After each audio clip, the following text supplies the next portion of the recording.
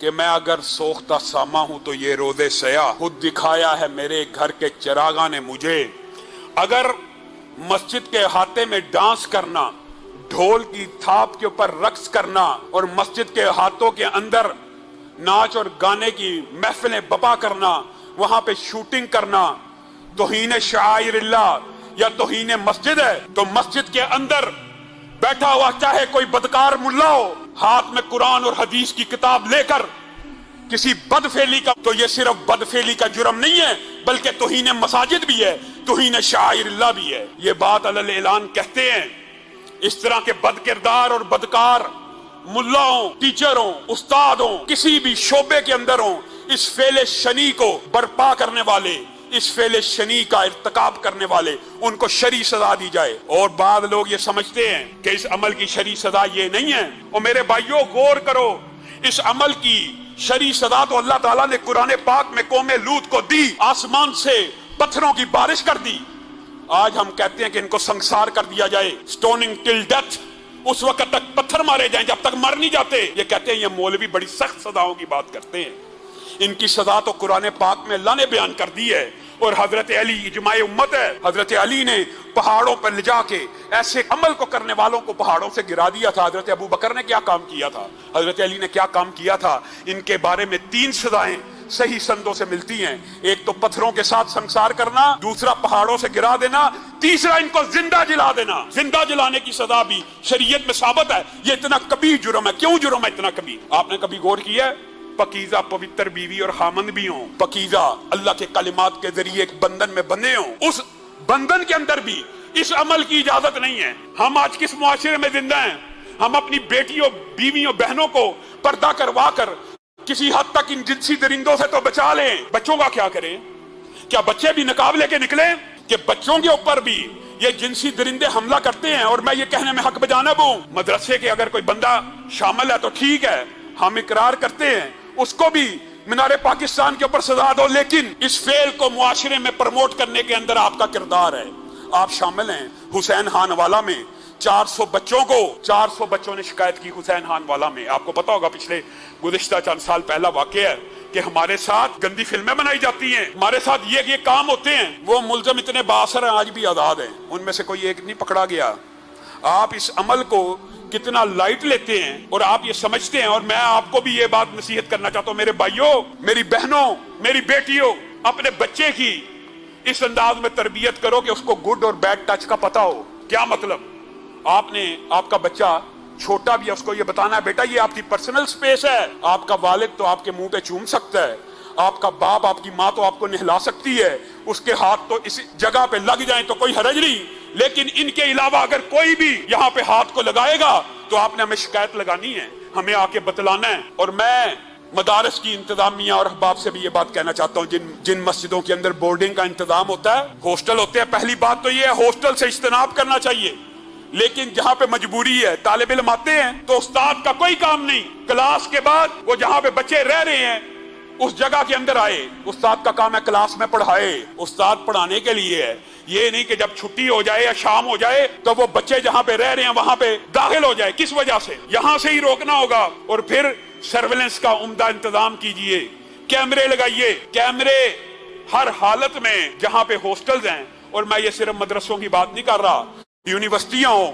جو بھی چیزیں ہوں، وہاں پہ کیمرے ایک انچ کیمرے کی نظر میں ہونا چاہیے، ایک انچ کیمرے کی نظر میں ہونا چاہیے۔ اور آپ نے اپنے بچوں کے اندر بھی یہ بات ڈالنی ہے کہ 8 سال کا بچہ 14 سال کے بچے کے ساتھ دوستی تو نہیں ہے، نہیں ہونی چاہیے، 15 سال کے بچے کے ساتھ دوستی تو نہیں ہے، نہیں ہونی چاہیے۔ ہاسٹلز کے اندر ایک ہم عمر بچوں کو ایک کمرے میں رہنا چاہیے، ایک بڑی عمر کا اور باقی چھوٹی عمر کے، یہ بھی جو تفریق ہے اس کو بھی ختم کرنا چاہیے۔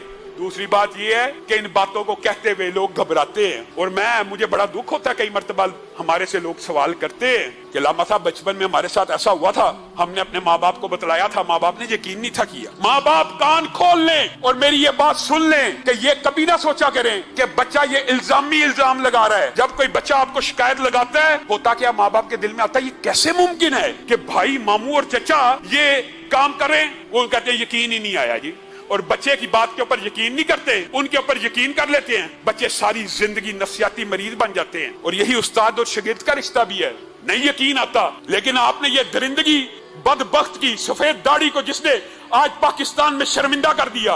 और मैं बड़ा दुखी दिल से यह बात कहना चाहता हूं, वो लिबरल माफिया और सेकुलर माफिया, उनको आज ये मौका तो मिल गया वो बकवास करें मसाजिद और मदारस के खिलाफ, लेकिन हमारे हाथों को मजबूत नहीं कर रहे, इस बात को नहीं उठा रहे कि इसको सजाए मौत दी जाए, इसको मीनारे पाकिस्तान के ऊपर टांग दिया जाए, ताकि आइंदा के बाद पाकिस्तान में कोई जिनसी दरिंदा ये बदअमली करने से पहले 100 मरतबा सोचे।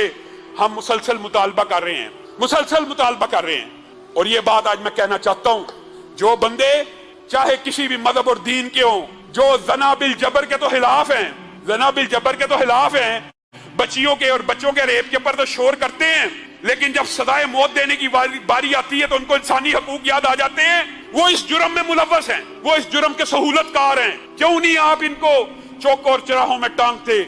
आए, मौलवी है ना, आज तो आपको हमारा साथ देना चाहिए, मौलवी को तो आप वैसे ही टांगना चाहते हैं। आए, सबसे पहले इससे इब्तिदा करते हैं, इसकी लाश को मीनारे पाकिस्तान के ऊपर 14 दिन के लिए लटका दिया जाए।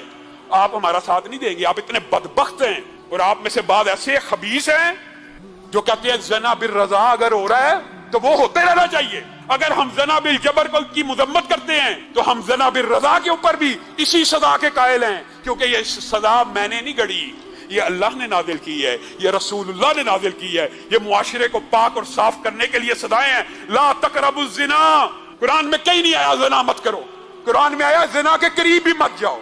ये जिना के मुकदमे, ये जिना के दिबाचे, इनको भी रोकना चाहिए। ये फाशी और उरियानियत की जो ये लगार टीवी के ऊपर है, मीडिया के ऊपर है, इंटरनेट के ऊपर कोई पाबंदी नहीं है, कोई पेरेंटल कंट्रोल नहीं है। वो इतने बदबख्त है, बेगैरत, बाहर की दुनिया में पेरेंटल कंट्रोल लगाया हुआ है 18 साल के उम्र के बाद, और हमें ऐसे दिया हुआ है कि जो बच्चा उठे जो मर्जी देख ले। आप इन लोगों को भी टटोले, इन लोगों को भी झंझोड़े, और बाद ऐसे हैं। अब क्या कहा जाए, औरत मार्च आपको याद है ना, गेज एंड लेस्बियंस के हकूक के नारे लगे थे ना, ट्रांसजेंडर की बात हुई थी ना, ये भी मुलव्वस हैं। क्यों? जब कोई बंदा ऐसा अमल करता है ना, जब हर बंदा उसकी मजम्मत कर रहा हो ना, वो कहता है यार ये वाकई अमल बुरा, कई मरतबा इस्लाह भी हो जाती है, लेकिन जब कोई बंदा इस अमल का शिकार हो जाता है, इस बदअमली का शिकार हो जाता है, और नारे लगाने वाले ये कहें कि गेइज्म और लेस्बियनिज्म भी इंसानी फितरत के मुताबिक है, तो फिर उनके दिल में ये बात आ जाती है, अच्छा ये कोई इतने चंबे की बात नहीं है, ये कोई इतनी बुरी बात नहीं है। ये नारे तो आपने मुआशरे में लगाए, और अभी भी मुझे डर है कि कहीं कोई गेज की हकूक की तंजीम खड़ी ना हो जाए इस मौलवी के हक में।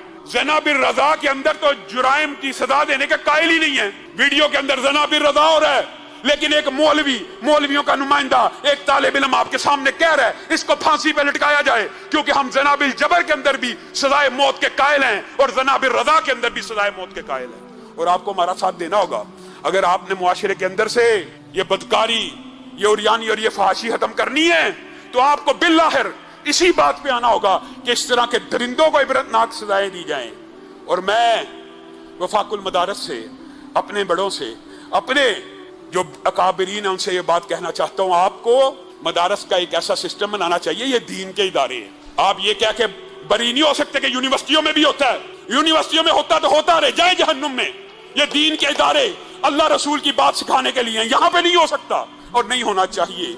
ये ज्यादा बड़ी जिम्मेदारी है। और बेशक इसने अगर मस्जिद में ये काम किया, मदरसे में ये काम किया, कुरान और हदीस की किताब हाथ में लेके ये काम किया, तो इसने सिर्फ ये अमल बद नहीं किया, बल्कि इसने तौहीन शाइरिल्लाह भी की है। और इसने इन मुकद्दस अल्लाह की चीजों के कोई एहतराम नहीं रखा, कोई इज्जत नहीं रखी।